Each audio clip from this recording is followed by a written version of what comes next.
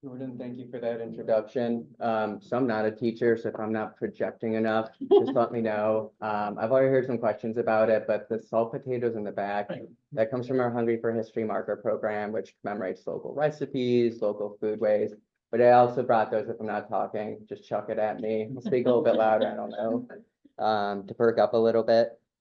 Just before I start, I want to thank Jordan and the team involved in getting this set up.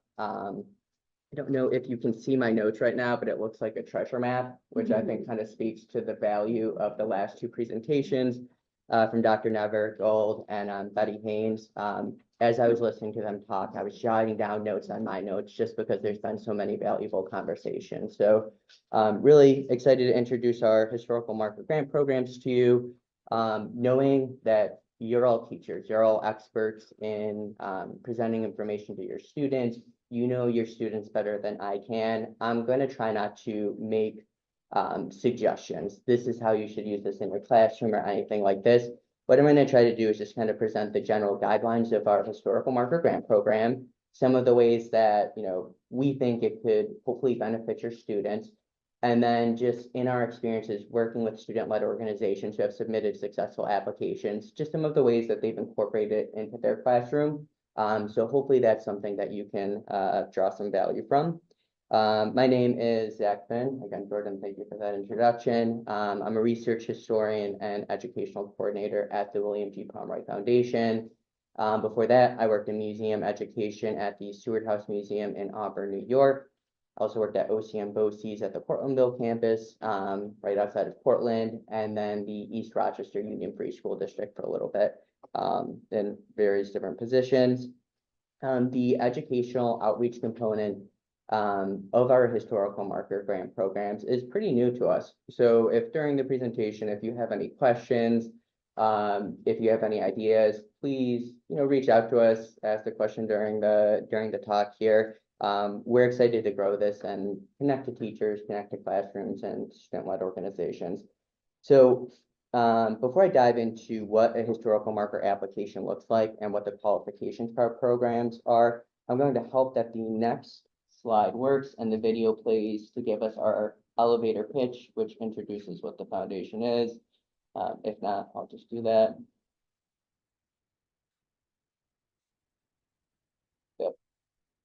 Didn't work. So what's supposed to happen is a video is going to play there and it introduces some of our initiatives and kind of the history of the organization. So our foundation was founded in 2005 by Bill Pomeroy. We have two separate missions. The first one is increasing the ethnic diversity of the Be the Match bone marrow registry, so that if an individual is diagnosed with bone cancer, they can hopefully find a donor to help them throughout the process. And that started because in 2005, Bill Pomeroy was diagnosed with blood cancer. He was able to find a donor to help him through that process. So that became part of our mission. The other side of our mission, which I'm primarily involved in, is for history, and that's helping community organizations, nonprofits, nonprofit academic organizations like a school, state, municipality, like those types of organizations commemorate their history. And the way we primarily do that is through our historical marker programs. So if the application is approved after it's submitted, the marker is completely paid for. That includes the marker itself, that includes the pole, that includes shipping. Really, the applicant's only job is getting the thing into the ground. But the grant that's provided to the applicant, again, covers shipping, pole, the marker itself. I'm going to talk a little bit about the qualifications of our program, just because historical markers, they're very public facing. They're authoritative. If you see a historical marker, you as a public have the right to know that that information is true.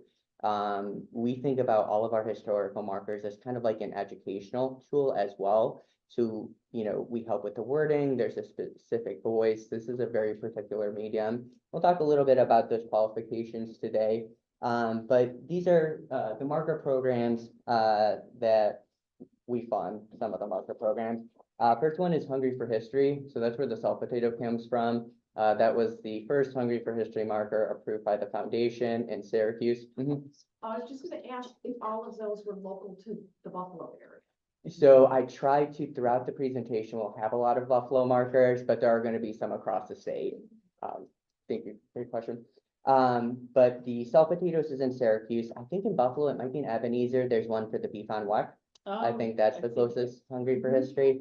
But that commemorates local, local recipes, food that is, regionally significant to your community. A lot of times applicants want to focus on where the first area to sell this food or where this food is popular. In general, with historical markers, I normally recommend. Hello and welcome to the Downtown Central Library. We're glad you're here. Did you know we have free public computers, Wi-Fi, a recording studio, and more? If you need any assistance, please see a staff member. I think I'm good to go now. So focus less on something being the first in your community. That's often very difficult to prove with primary sources, as we'll be talking about. And when you're looking at something like, food history, it's difficult to really establish when a recipe was first created. So really, we're looking for that regional and community significance. We do want to include a date on that marker. Nothing that's trademarked. Being someone from Rochester, that really hurts me because the garbage plate is trademarked, so we will not have a Hungry for History historical marker for garbage plate, unfortunately. Then we've got our Legends and Lore historical marker program. I think Betty mentioned this earlier. A lot of times when you're looking at community and local history, there naturally becomes an element of folklore, of legendary status to those stories. So this program was developed. We partner with, in all the states that this is offered, we partner with a state folklore organization because it is a very specific academic subject, just to make sure that any of the markers qualify as actual folklore. National Register, it's going to be our easiest application. That's for any property that's publicly accessible, so not private residents or businesses that are listed on the National Register of Historic Places. Really good resource if your students are interested in architectural history, learning a little bit more about community history through the built structures. Again, easy application, but get students engaging with primary sources. And then recently, our historic transportation program, which grew from our historic canal program, that includes anything pre-1945 that has a connection to transportation. So railways and trains, covered bridges, tunnels, anything related to aviation history, sites like that. The one that I've got in bold is our New York State Historic Marker Program, and that's what I'm primarily going to be focusing on today, just because it covers such a broad range of subjects that you could commemorate with these historical markers, people, places, things, events. And the qualifications for that program are going to be similar for all of the marker programs that we offer. So our New York State Historic Marker Grant Program, like I mentioned, commemorates historic people, places, things, or events that occurred within the time frame of 1683 and 1924, so 100 years before today. Since 2006, the foundation has funded more than 950 markers in all 62 New York State counties. This slide's from a couple months ago. I think we are approaching 1,000 markers through the New York State Historical Marker Program, probably within the next time the Foundry does an order of these markers, which is exciting. This marker that's actually on the slide here, to your question earlier, this one's local. So this is in Niagara Falls. This is right by the Amtrak station there. And it reads Escape Prevented. December 16th, 1864, local police officer D.H. Thomas arrested 2 Confederate spies nearby after their attempt to derail passenger trains south of here. Shameless plug, the New York State historian did a podcast on this historic marker. Yep, New York Minute, right, with Duff and Lander? Yes. Yep, yeah. This is one of the markers that I reviewed, so I've got a soft spot for it. I haven't listened. I was in the podcast. Okay. I'll make sure to check it out. It's, I used to joke around, like when I was in museum education, my work nightmare was that I'd be at work and like a school group would pull up and it wouldn't be scheduled. So you'd have like 100 students descending on the museum and I miss scheduling it. My current work nightmare is that I look at one of these markers or listen to something and I'm like, oh my goodness, I got something wrong. And so like sometimes I avoid that medium on purpose, but as I'll talk, we're very thorough with the research component of this. But these are what the markers look like. It's a limited medium. That's something I always recommend that if you're thinking about submitting an application, keep that in mind. Is it a history? Is it a story that can be told in this medium? Which is again, just something you want to think about as you're working with your students and considering if you want to pull together one of these applications. Right now, our New York State Historical Marker Program operates regionally. Here you can see regions 10 through 12, which I think covers all 5 counties that are represented here. Normally this happens right at the start of the year. Application becomes available online at the end of January. February, the letter of intent is due. Application is due April 1st. And then you get an update by June as to what happened to the marker, where it's at in the process. We are in the process of looking at kind of modifying our application process for student-led organizations, knowing that you have a very busy schedule and that trying to time where you're at in your coursework, working with your students to the schedule might not work. So we're in the process of trying to figure out how we could open up the New York State Historical Marker Program for rolling applications for student-led organizations.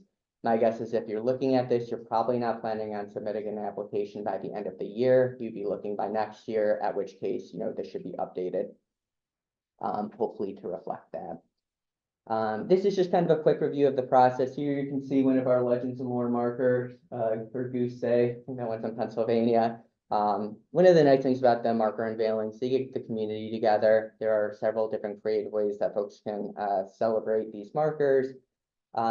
If this is something you're interested in, check out our website. There's going to be a lot of information there. The letter of intent, I mentioned that on the last slide. That sounds very detailed, and I think it's not. It's a Google form. On our end, the letter of intent, what that does is when an applicant submits that, we can let them know if it qualifies for the program before they go and they do all the primary source research, before they pull everything together. It's kind of our way to make sure that, again, like, a project isn't almost done and then someone finds out this won't qualify for the marker program. So this is kind of where we can have that back and forth conversation. Also, if you submit an LOI and let's say it's for a building that's no longer standing, which we don't provide markers for those for like site of buildings, but what the individual really wants to commemorate is the person who lived at that house. They're saying this is the site of so-and-so's house. That's kind of how they're trying to connect it to that place. At the letter of intent stage, that's where we can say, well, you're really looking to commemorate the individual, not the site of their house. Why don't we find a public location, a place that's going to have more visibility, and you highlight their ties to the community? So again, that letter of intent stage is where we can kind of help you if you need to adjust for the specific medium of a historic marker and kind of help you focus what you're looking to commemorate. After you gather your primary sources, or after the letter of intent is approved, that's where kind of, rubber hits the road. That's where you have to start pulling the application together, where you would need primary sources to verify everything that's on the marker. You would need a land permission. So whoever owns the property where the proposed marker is going to go, they need to provide a letter that says, should funding be received, we grant permission for a historical marker to be placed here. A proposed inscription, and then just general information. Once all that's together, you submit the application on our grant portal. Again, my background is museum education, so before I started here, I was used to writing grants. I think our grant process is very user-friendly. It's very easy, and it's not something that's, kind of difficult to get a grasp on. Also, we have an office administrator. If there's any questions, you can call them. They'll help you throughout the process. I've got my information at the end of the slide. I'll help you if you have any questions. But once all that information is gathered together in the application, it's submitted. At that point, it is reviewed by an outside historian who provides initial feedback. Was everything proven with the primary source? Is there any issues that they note? Then our research teams, we get those evaluations from that outside reviewer. And then our job is working with the applicant to get that application to the point where it'll be approved by the board. So throughout the process, it's not a yes, no on the marker application. You'll have, yep. Okay, step 5, work with a research historian to make sure everything is in place. If you have a classroom of students, where would you find a research historian to do that? And it's not like a classroom of students really has a budget to like pay for the services of a historian. So is that something that would have to be done and found in the budget? Or- So that's actually provided by the foundation. So my job is like someone submits an application and I'm a research historian who coordinates with the applicant to say, hey, you've proven X, Y, Z. We need one more primary source if you want to include this on the marker. Here are some places that you could look for. So the foundation, we provide, the research historian works with you. It's a back and forth in the grant Yeah, 'cause I application. tend to think that you should have already done that before you even submitted your application, but that's not the case. You don't have to. So you would hope, so when they submit the application, the hope is that everything's together and everything's ready to go. But this is, again, a very specific medium. Our job is not only to help the applicant, if they need to prove additional information, but we have to review everything too. We have to make sure that the primary sources verify what's being commemorated on the marker. So it's both a review, but it's not a review that's a yes, no. It's, we'll let you know if there's additional sources that are needed. And is there a cost to the application? Nope, the application is free and it's also not competitive. You can submit again, we're trying to fund as many markers as we can. So it's not like there's a certain we'll only fund 20 New York State historical markers for this region per round. It's not like that. Yeah. And why is the cutoff year 1924? Because it's missing like a significant amount of like history, like Mhm. the 40s, the 50s, like Mhm. why 1924 being the most recent year you could apply? Yeah, so I think that was just when this program was originally designed. That was one of the numbers that the Board of Trustees set in place 100 years before the year that it's being reviewed. And I think, again, that's kind of historically, it lets the dust settle a little bit. So you can really kind of evaluate the impact that it had on the community. But again, it was just, I think that was the date when, we originally started funding these historical markers that was established. So let me introduce myself. My name is Lindsay Lauren Visser, and I'm the City of Buffalo historian. That's literally my job. So if you have any questions, if you're working with classes, students, or you're trying to work on this project, if you're struggling to find primary sources or you need some historical guidance from a bona fide historian, that is what I'm here for. So happy to help out. I will also say, this afternoon, the second part of the programming after lunch, there's representatives from a bunch of different archives in the area. I'm from UB and the University Archives, and we're always happy. The archivist, there's a reference archivist that's there to help you find your research and assist with that primary source material. So I'll be talking to you all about that more later. Thank you both. So after it's reviewed by the research historian, it goes before the board. If funding is approved, if you want, you can start planning on unveiling. But like I mentioned at the start of this, the historical marker, the full shipping, all of that is covered by the fund. And if a site already has a marker, Mhm. would you put another marker with a different purpose in the area? Or you just say, they already have a marker for this, so. So that's a really good question. I work with a lot of cemeteries, so that comes up quite frequently. A cemetery will have one of the old 20s, 30s, the state education department markers. When New York State originally were a lot of the older markers were funded by the state education department. You'll see some of those older markers on sites, but they're not telling the complete history. There's an individual who should be noted, who's not included on the marker. One of the things that, again, I'd recommend, if you have a site that you're considering and there's already a historical marker at that site, reach out to the foundation. Some of the things that, the board will consider, are the markers going to be right next to each other? Like, is it going to be spread out in a place? A lot of times with cemeteries, you can move markers at different entry points and you can cover, you know, a number of stories. We don't want markers like right on top of each other because then it becomes a little bit of, you know, it becomes overwhelming. But yeah, we also, I'm sure this will come up later throughout the presentation. A lot of those markers that are falling into disrepair, you can't read them anymore.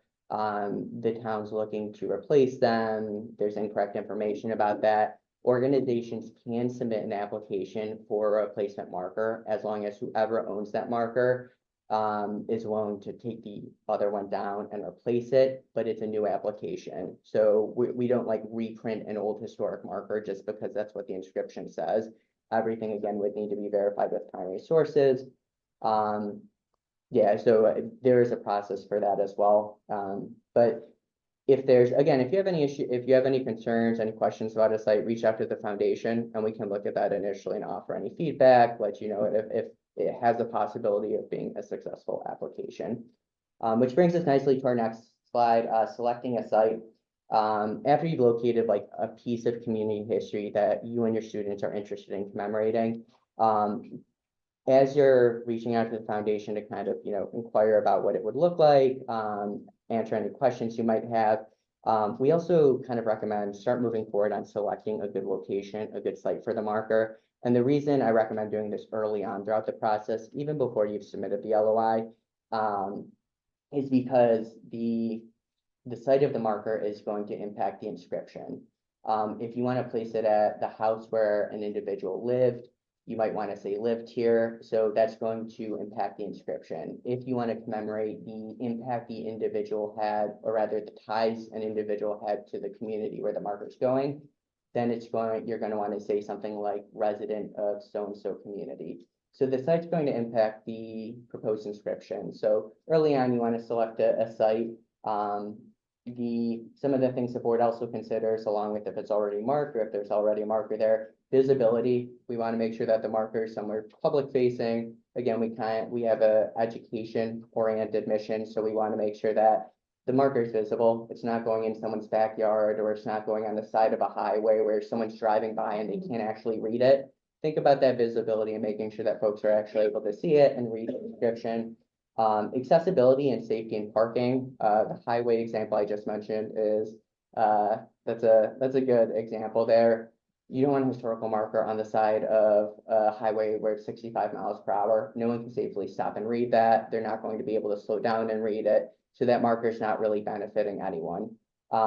You'll also want to figure out who owns the land and who would be providing the land permission letter. That's something I would do early on, just because some folks might not want a historical marker in front of their house. So if you're looking at a private residence, that's going to become an issue. If you're looking at, you know, a public place like a park or a local government building, again, you'll want to start having those conversations early on. Like I mentioned earlier, think about how the site's going to impact the language of the proposed marker. And then this is, if the structure no longer exists, and the marker is focused on that building, it's not going to be successful. We stopped funding site of historical markers, so like where a building previously existed. Just because there is, again, that educational component, you want the folks who are reading the marker to be able to kind of look at the structure behind it, you know, make sense of it, of what's being commemorated. So that's just something to think about while you're selecting a site. Primary sources, I absolutely do not need to read this to all of you. I'm sure all of you are familiar with primary sources. Betty spoke about this during her presentation really well. But those are, as a historian, really the best way to kind of access the past. Included this picture because John Lewis Gaddis writes this amazing book on, you know, the work that historians do. Includes this painting on the cover. And this is the reason that it's included on the cover of that book is because when you're trying to access history, it's like looking at that distant mountain that is covered by fog. It's, you know, you're trying to access something that happened in the past. Primary sources are our best way to kind of make sure that all of the information that's included in the marker haven't been impacted by changing perceptions, by historiography, those primary sources are the way that we can best guarantee that everything that's included on the inscription is based in fact. But as the Wonderwall kind of pointed out, you have to be critical of those primary sources. Just because a primary source is there doesn't necessarily mean that the information included on it has been verified or has been proven or doesn't have a significant bias that, shouldn't impact a historical marker. A good example of this that I reviewed, the Split Rock munitions explosion in Split Rock, New York, right outside of Syracuse during World War I. Huge munitions explosion, ends up killing 50 individuals. Primary sources, the next day, the newspaper reports estimated deaths up to 100 or 200 folks had passed away during that explosion.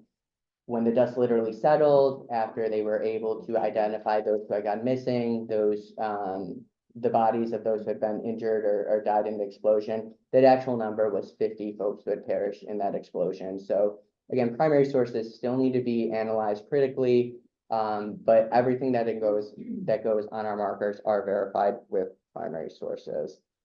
This is an example I use for when we present to students. It's like that game of telephone.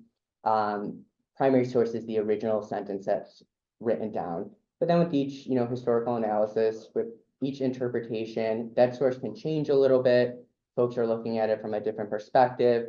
And slowly over time, that original source can morph into something different. So that's why for our historical markers, we require the primary sources be provided to prove everything that's going to be included on the inscription. As was mentioned earlier, you are going to have an excellent opportunity to connect with local repositories in the afternoon of this portion to learn about some of the local primary sources that are accessible to you and your students. Also, one of the kind of impacts of COVID is a lot of historical societies, a lot of museums have really pushed to digitize their collections. So there's a lot more opportunities now to have your students do primary source research digitally as well. This is just, looking at the marker, again, nitty gritty, the inscription. Title line allows 15 characters, want it to be something catchy.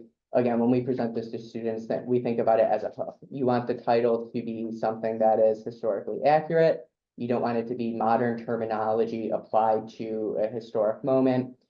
If possible, again, you wanted something that draws folks in, that kind of provides the information about what the marker is going to commemorate. After that, you have 5 body lines of text. Each can have 25 characters, and that includes spaces and punctuation. So a limited amount of characters. Just to be upfront, there is a very little amount of flexibility in the number of characters on each of those lines. Things like periods, things like eyes, those impact the way that the marker is set. So sometimes we can get maybe 28 or 29 characters. The reviewer or research historian will be able to help you with that. Don't stress over the inscription. This is something that I think a lot of our applicants invest a lot of time in, but remember, you'll be working with a researcher, you'll be working with a reviewer. These are a very specific medium. It's a bit like poetry, and there's a voice to historical markers. We try to avoid value charged language. So you'll never have a marker rejected because the inscription isn't perfect in the letter of intent or the application. We also won't change that inscription on you, move it forward without, you being made aware. Typically what would happen is if we are offering a suggested rewrite, you'll be emailed with that potential rewrite and you'll be able to approve it, offer feedback of your own. Again, it's a back and forth. We don't tell you what's going on the marker. We'll offer suggestions though, just because it's a tricky medium. This is, if you are thinking about introducing historical markers to your students, I really think this is one of the best resources that we have on our website. This is our marker map. These are all the historical markers that have been funded since 2005 by the Pomeroy Foundation. This is not every single historical marker that you'll see in your community. If you go to the National Historic Marker Database, think.org, that's crowdsourced. That'll have a better kind of representation of markers from those early state education department markers, the Pomeroy Foundation markers. If there's a community funded markers, it should have most of them there. This marker map is going to be just those funded by the foundation. And again, this is when we've been working with teachers, a lot of times they use this marker map as the hook. So this is where you get students kind of thinking outside the box. A lot of times the general conception of historical markers is it needs to go in the house of a political figure. It needs to go into a cemetery commemorating a senator who's buried there. We recently did a presentation at AFNI's called Beyond Main Street, which was not only looking at like geography or, looking at locations out of the main streets of a community where a historical marker might go, but also looking at really kind of broadening the scope of history that's told with historical markers. So this marker map page is a good example of how you can do that. You can introduce this to students. They can explore a little bit. They can see all the markers that we funded. I just did a presentation last Thursday to the Brighton Academy 8th grade class. They're looking at some local history and I think trying to think about ways to interpret different stories. And one of the things that the teacher really wanted us to highlight was the Legends and Lore Marker program, just because it's interesting, it gets students engaged. So he had me pull up one of our more popular markers, Terrytown. We've got one for the Headless Horseman. And that one, that gets a lot of love on social media. You'll see that on Instagram, on Reels a good amount. The Legends and Lore, again, those are interesting. I think kind of getting students thinking about the concept of folklore, what's the difference between history that's grounded in primary sources versus folklore, which is oftentimes based on a kernel of truth, but kind of transforms through the community's telling of it. So again, that's a good hook just to get get your students interested in some of those stories. We've been talking a lot about the New York State Historic Marker Program. Like I said, we got 994. This is probably the marker program that you would have your students look to explore to commemorate local history, just because it does have that broad thematic range and you can tell a lot of important stories here. And you can, visiting the marker map, you can look at some of the different stories that are told with historical markers, have students, think about, is there any inspiration here that we can apply to our own community? Again, just a good way to introduce your students to the medium. Here's some example, just some different markers that again are beyond that kind of the assumed markers that you'll see oftentimes. Like I mentioned earlier, I worked in Auburn. So there was this whole South Street, which is where Seward lived, Tubman lived. One of the Dulles, the Secretary of State, lived on that street. South Street, it has probably 20 or 30 historical markers along it. And then now Auburn has really kind of invested in finding historical stories to tell outside of that main street, which has been really cool to see. This isn't one of those Auburn markers, but again, this is just one of those thematically thinking beyond just commemorating a political figure in your community or something along those lines. This is for Applecroft, which was a house, home of Christine Frederick, who was worked in economics. She was considered an efficiency expert, and at her home, she conducted experiments to standardize household tasks. This goes in front of her house, and it's a bit off the beaten path. So it's just a good example of a history that if this historical marker wasn't there, a lot of folks wouldn't be aware of. This is, I think this one's around here, Western New York. This is for a Buick dealer. Question on the last slide. So Yep. I looked at the bottom, and it looked like there was a circuit date for 1920s. Mhm. You guys normally handle if there isn't an exact year associated with it. Because I'm looking at that and it was 1920 and then the application was 1921. So that would have just slipped in that 100-year period you had. Yep, so circa is within 2 years of, the way we include circus on the marker is 2 years on either end. Good catch. This next one, I think there's Western New York. So this is for, it's a shop that was a Buick dealer for basically 100 years, opened by World War I veteran Guy Bennett and his brother. Really becomes a community staple. Interesting progression of who owns the structure. So after it closes as a Buick dealer, a nonprofit ambulance company purchases this, rehabilitates the structure, which as a car dealership, it was really kind of I think an easy transition, but because they knew how valuable this former shop was to the community, you know, Guy Bennett and all the accounts about him, just kind of like a raconteur, like folks would stop and talk to him, had a lot of community ties. The nonprofit ambulance company that purchased the structure invested a lot into the historic interpretation of this site. So they applied for a historical marker. They included like a little bit of a history of the building when you first walk in. Just kind of a unique, readaptive use of a structure while also commemorating the history that occurred there.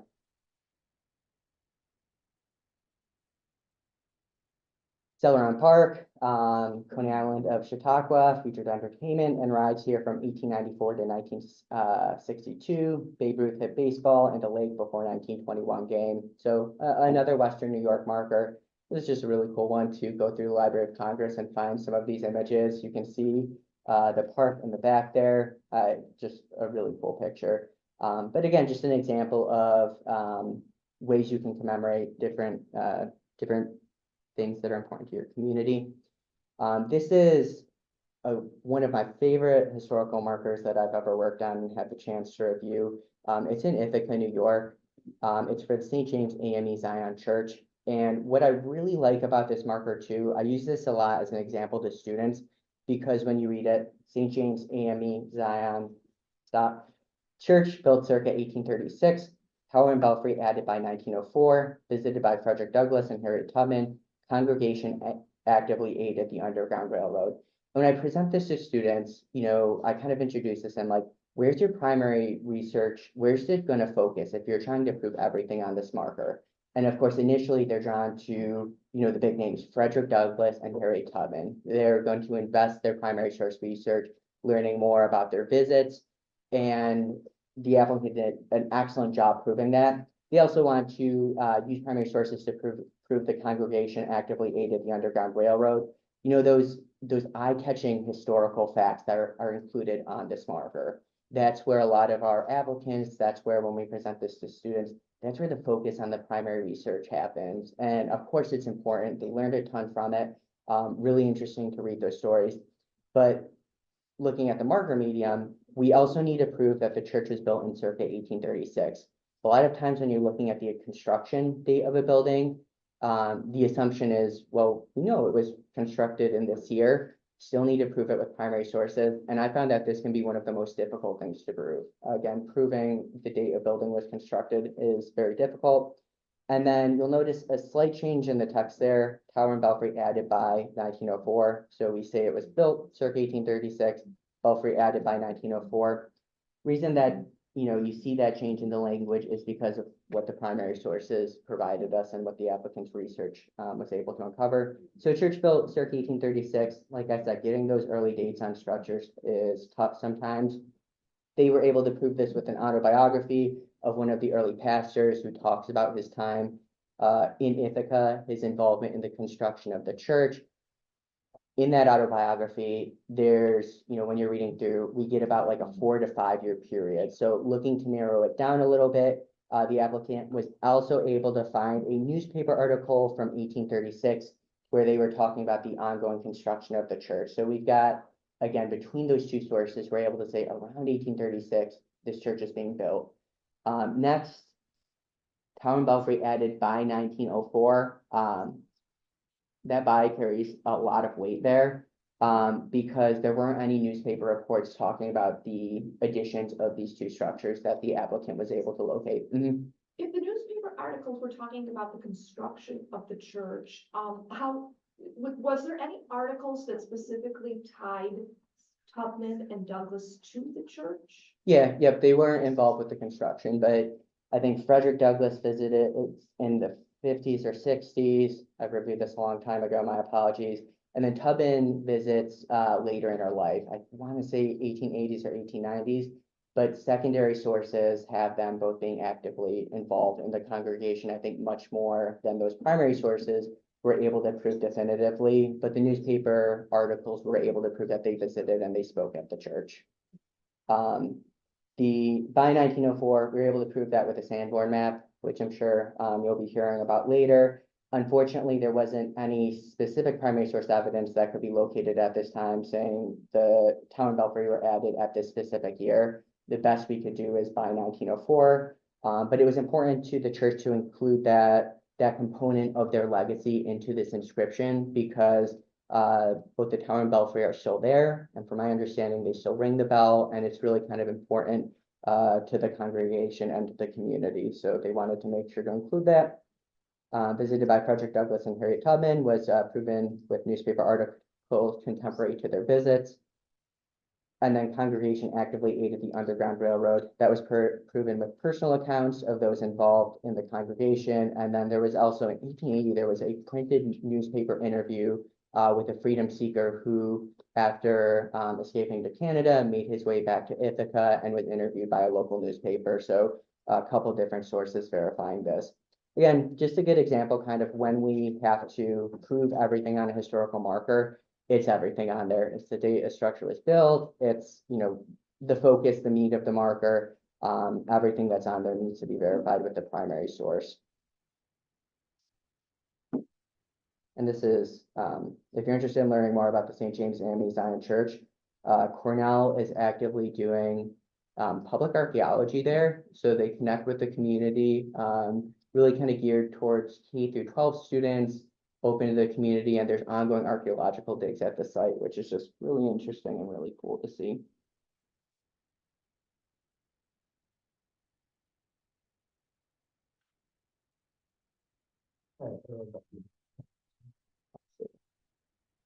There we go. And wrapping it up here, just some things to keep in mind. When you're looking at, you know, compiling together the historical marker application, talk to your administrators to know how the check will be deposited. If the grant is provided, we don't ship you the markers. That would be an IRS violation. We provide you with a grant that completely covers the historical marker, and then you have to submit a check for the equal amount. So it's a wash and an order form to the foundry. So just make sure that when the foundation, if approved, issues that check, that your administrators, a school organization that's got a checking account, there's some place that can, you know, take that money and then issue a check.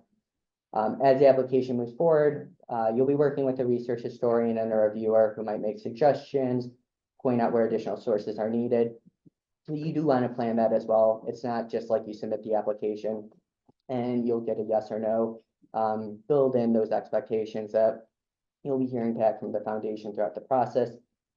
Once the order form is received by the foundry, it takes around 2 to 4 months for the foundry to complete the order. So if you're submitting an application for a historical marker and you want to have it by the end of the year so your students can see it, you know, as a class, even before it's in the ground, just make sure to factor that in.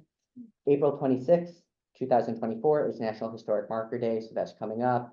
Community-minded organization, doesn't need to be a Pomeroy marker, but just to get folks out there cleaning those historical markers that could use a little bit of attention. And also if there's a community story that doesn't have a historical marker, maybe that's a good jumpstart to submit an application on your own. And then lastly, on our website, we've got our fancy brand new education page, which provides some information about some of our educational outreach.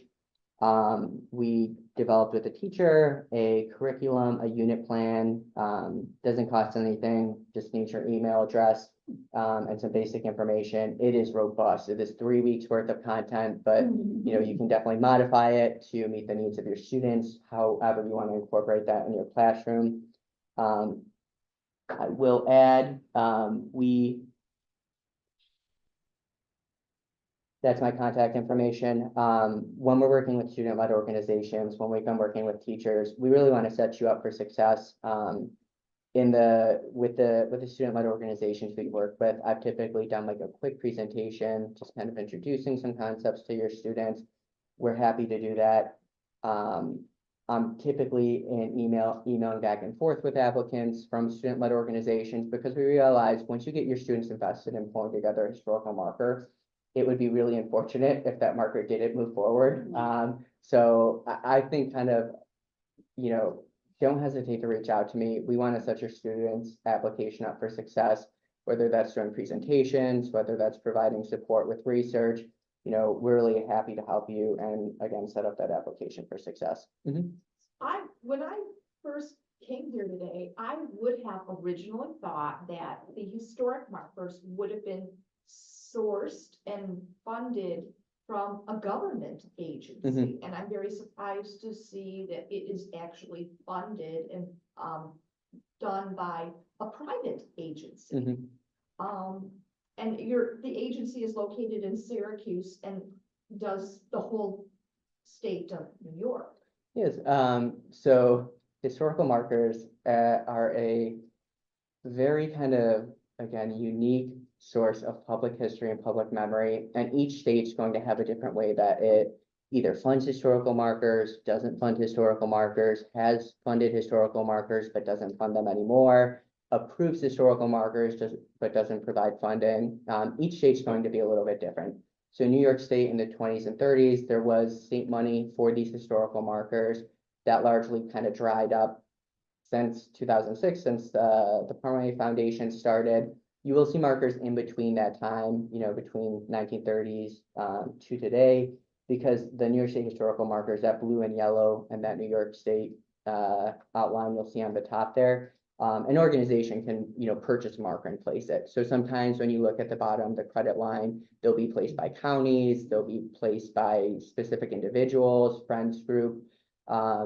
In New York State, there's no state money for the historical markers, but there are organizations outside of the Pomeroy Foundation So who you're might, not the only one, there's other organizations. I don't know if there's any organizations broadly funding markers like we are, but there are other organizations who will purchase a marker and place it. Where do the funds come from to put up a marker? Yep, so we're a private foundation, so we're fully funded. We were started by Bill Pomeroy. And then when you're looking at other states, some of them are state funded, a lot of them require an individual to submit an application. If the application is approved by the state, then they need to raise all of the funds or half the funds. Again, it really depends on which state you're in. How much does it basically cost for any given marker? One So, marker? so for ours, which are the less text, they're not the highway markers you'll see on the stones, more than $2,000. Oh, more than 2,000? Yep. Oh, that's a lot. Is there, I wrote down this question and you answered it when I stepped away, I'm sorry. Does having a historical marker have an economic effect on the location? Excellent question. So that is something, I think it is kind of like the National Register of Historic Places, where a lot of times folks, kind of assume that if I have a historical marker here, I can't make any changes to my house. No, so the historical marker, when it's becomes the property, once it's placed, of the organization that applied for the grant. So they own the marker. It's not going to impact, it's not going to impact whether someone can remodel their house, even like the front of it. There's no sanctions that are put in place by a historical marker that's going to prevent a private property owner from doing what they want. For, looking at like a bigger picture for tourism and stuff, we've seen a lot of communities submit multiple applications because they're in the process of building up a historical tourism industry. Not to go back to it, but Auburn's a really good example of this.